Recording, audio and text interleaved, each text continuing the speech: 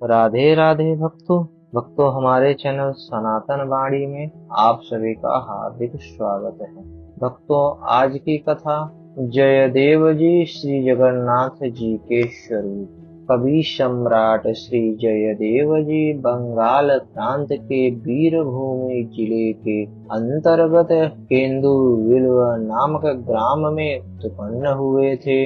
आपका वैराग्य ऐसा प्रखर था कि एक वृक्ष के नीचे एक ही दिन निवास करते थे। दूसरे दिन दूसरे वृक्ष के नीचे आसक्ति रहित रहते थे। जीवन निर्वाह करने की अनेक सामग्रियों में से आप केवल एक गुदरी और एक कमंडलू ही अपने पास रखते थे और कुछ भी नहीं। सुदेव नाम के एक ब्राह्मण के कोई संतान न थी। उसने श्री जगन्नाथ जी से प्रार्थना की कि यदि मेरे संतान होगी तो पहली संतान आपको अर्पण कर दूंगा।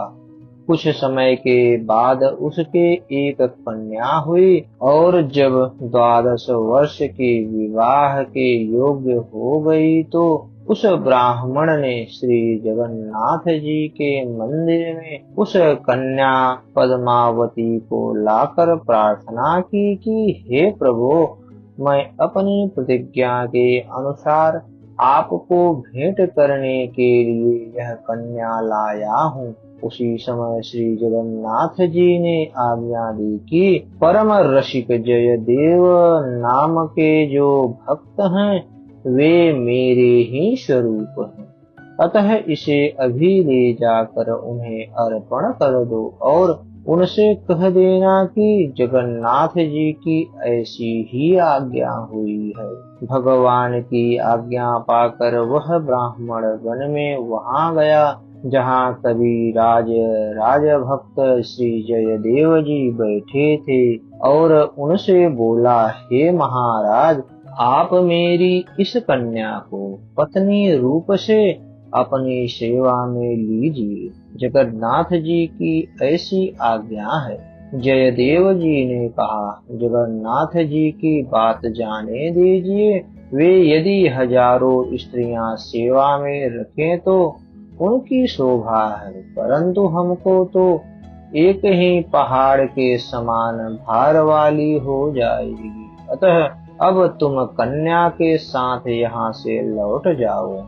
ये भगवान की आज्ञा को भी नहीं मान रहे हैं। यह देखकर ब्राह्मण खींच गया और अपनी लड़की से बोला, तुझे तो जगन्नाथ जी की आज्ञा सिरोधार्य है, मैं उसे कदापि टाल नहीं सकता हूँ। तुम इनके ही समीप स्थिर होकर रहो।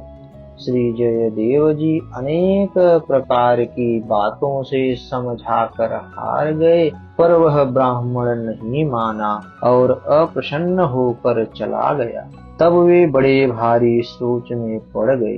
फिर वे उस ब्राह्मण की कन्या से बोले, तुम अच्छी प्रकार से मन में विचार करो कि तुम्हारा अपना क्या कर्तव्य है, तुम्हारे योग्य कैसा पति होना चाहिए। यह सुनकर उस कन्या ने हाथ जोड़कर कहा, मेरा वश तो कुछ भी नहीं चलता है, चाहे सुख हो या दुख, यह शरीर तो मैंने आप पर न्यौछावर कर दिया है। श्री पद्मावती जी का भावपूर्ण निश्चय सुनकर श्री जयदेव जी ने निर्वाह के लिए झोपड़ी बनाकर छाया कर ली।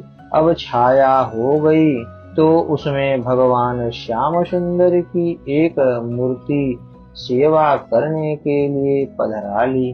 पश्चात मन में आया कि परम प्रभु की ललित लीलाएं जिसमें वर्णित हो ऐसा एक ग्रंथ बनाऊं। उनके इस निश्चय के अनुसार अति सरस गीत गोविंद महाकाव्य प्रकट हुआ। गीत गोविंद लिखते समय एक बार श्री किशोरी राधिका जी के मान का प्रसंग आया। उसमें भगवान श्याम सुंदर ने अपनी प्रिया के चरण कमलों को अपने मस्तक का भूषण बताकर प्रार्थना की कि इसे मेरे मस्तक पर रख दीजिए। इस आशय का पद आपके हृदय में आया, पर उसे मुख से कहते तथा पद्मावती द्वारा ग्रंथ में लिखाते समय सोच विचार में पड़ गए कि इस गुप्त रहस्य को कैसे प्रकट किया जाए। आप स्नान करने चले गए। लौट कर आए तो देखा कि वह पद पोथी में श्याम सुंदर ने लिख दिया है। इससे जयदेव जी अति प्रसन्न हुए और संकोच त्याग कर माधुर रस की लीलाओं का गान करने लगे। अस्तु भक्तों, आज की कथा में इतना ही। आने वाली कथा में हम गीत गोविंद की महिमा का श्रवण करेंगे। भक्तों, हमारी यह कथा आपको कैसी लगी, कृपया आप हमें अपना सुझाव दें और हमारे चैनल को ज्यादा से ज्यादा सब्सक्राइब करें। धन्यवाद भक्तों।